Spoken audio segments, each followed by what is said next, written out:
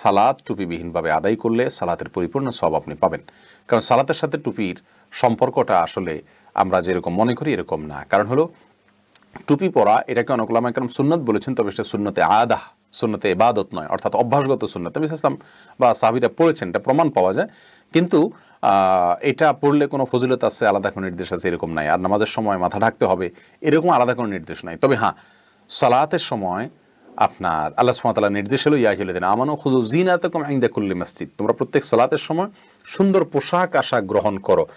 এখানে পোশাককে সুন্দর আবরণের সাথে বা সৌন্দর্যের সাথে আল্লাহ সুবহানাহু ওয়া তাআলা তুলনা করেছেন। তার মানে এখান থেকে ওলামা একরাম বলেন যে সালাতের সময় সুন্দর এবং ভালো পোশাক ব্যবহার করা উচিত, যেটা পরে মানুষের সম্ভ্রান্ত কোনো জায়গায় যায় সাধারণত সেইভাবে।